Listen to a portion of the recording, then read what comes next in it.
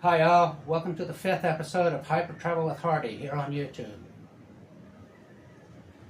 Actually, our 5th episode here was really the 6th episode in the original Hypertravel book, but mostly left out here because of the misfortune I encountered in South Africa, being robbed in broad daylight on the streets of Nelspruit, South Africa, not Joburg, but a bucolic, smaller city, leafy and green until the streets turned mean and left me standing there with not much to spare but my self-interest and my self-preservation instincts, forcing me to return to Joburg for a temporary passport, but no camera, unfortunately. So I finished my trip with only a 3-month passport, including all of South Africa, including Zambia, Namibia, Botswana, Lesotho, Swaziland, and Mozambique. I even returned to East Europe to continue my trip there, but without a camera to document my digs. Ukraine was nice. I remember that much, that slice of a little southwest corner featuring Lviv. That was the northeastern culmination of my southeastern foray that included Romania, Moldova, and now Ukraine, even Poland. Before it's all over, I'll also visit my 100th country, Andorra, on this trip. But the more important thing is to hustle a quickie passport ASAP back in LA, and that's possible if you've got a trip planned.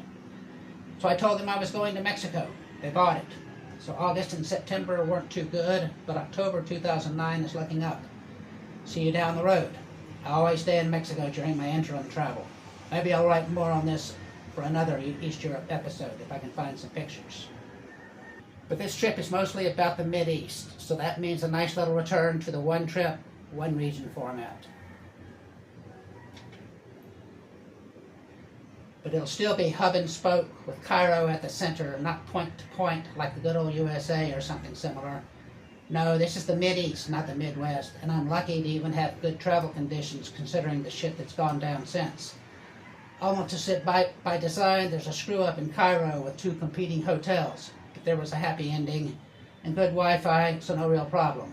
The main problem are the multifarious travel options in a tricky region, so that takes up more time than the pyramids for the first few days.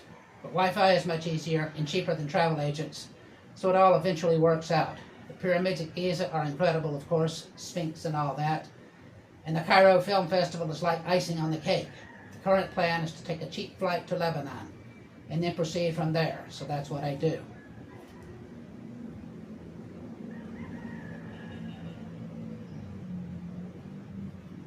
Beirut isn't especially cheap, so I end up out in the Christian suburbs, not downtown, where I usually like to be depending on the prices. That means TV, porn, and alcohol to boot, neither of which I crave, but that's okay. Part of the deal is that I can hopefully get a Syrian visa at the land border with a bus from Beirut. So that's what I do. It costs me hours at the border and a shot down from the Iceman, but I get onward transport to Damascus and arrive before dark. Hey, the Apostle Paul was blinded on the same road, so I should feel lucky. At least I got decent digs in Damascus, so I'll see more there than Beirut. It's old-fashioned too, if not biblical, but fine for the walking, so I even stay another day due to the runs in my buns. Next up will be a taxi drive to Amman, Jordan, and that comes off without a hitch. Amman, Jordan is a middle class, neither rich nor poor, so no big deal. The big deal are the ruins of Petra down the road, made famous by Indiana Jones, I believe, and well worth the waiting to get there. It's carved, by the way, not constructed.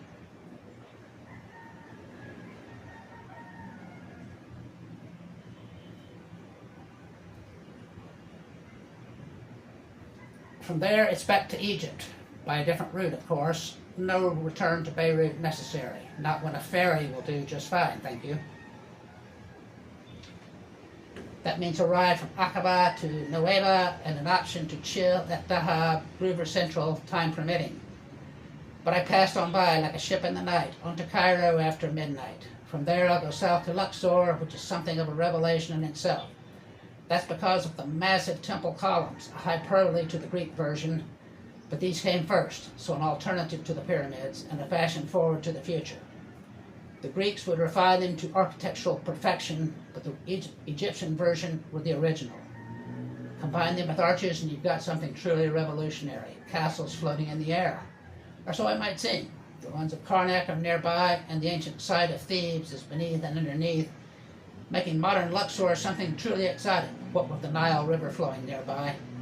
It's a chill deal compared to Cairo, too, so worth the ride for the extensive look.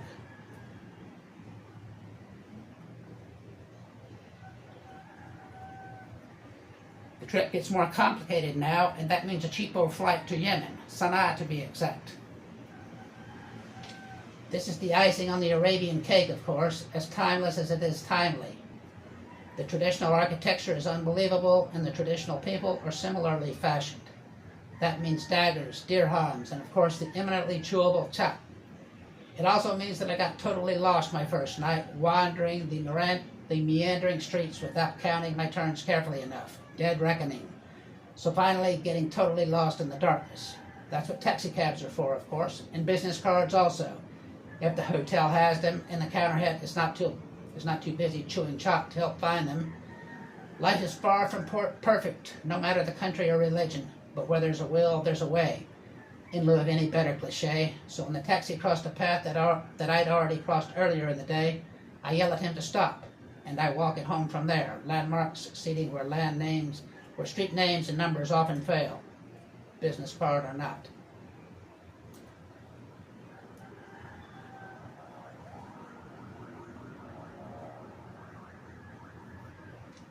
Yemen is my new travel hub, and the next starts are Doha, Qatar, and Dubai, UAE, United Arab Emirates. Doha is flooded, but that will soon pass, and so will the traditional old quarter that almost resembles Sana'a, as the new Miracle Mile springs up along the other side of the bay. It looks impressive, but it's empty, all just speculation as to what the neighborhood is really worth, as the traditional Arabia gives way to the newer and more modern model. The only people there are the construction workers, so conclusions must wait. This is all old hat to Dubai, of course, long accustomed to such speculations and reworkings of old metaphors. UAE is hardly even Arabian anymore, really, unless you're counting coups on the soles of old shoes, because most of the inhabitants and foreigners now are more than a few of them Filipino, fleeing their own population boom and income bust, ditto for the Russians and other assorted Slavic country citizens. English is the lingua franca, and dollars can easily pass for dirhams.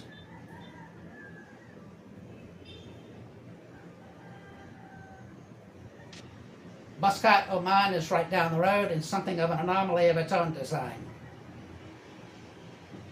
It's an old sailing port of ancient renown, but left out of the more modern, oil-rich money that passes for Mideast currency. So it's not as poor and traditional as Yemen, but not so rich and modern as UAE. It's even accessible by bus from Dubai, so something of a walk in the park, that is the Arabian Peninsula.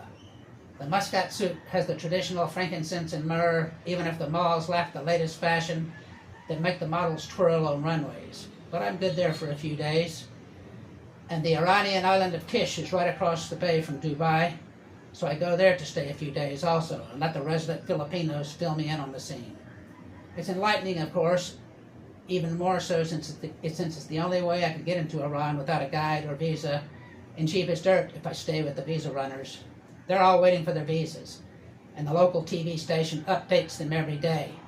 Many here longer than a month already, biding their not-so-precious time as long as their in-laws back home know how to manage their money. That's the scoop, my friends. I now older but wiser, as the axe would soon fall on all that is traditional in old Arabia.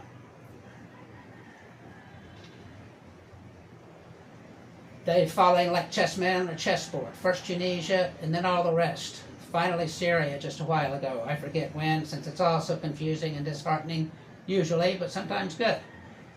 If you like, then subscribe. And I'll see you back soon with some more from East Africa and maybe East Europe too. Or at least London and the UK, so ubiquitous as to almost be overlooked. Thanks. Tell your friends. Come again. See you then. Bye.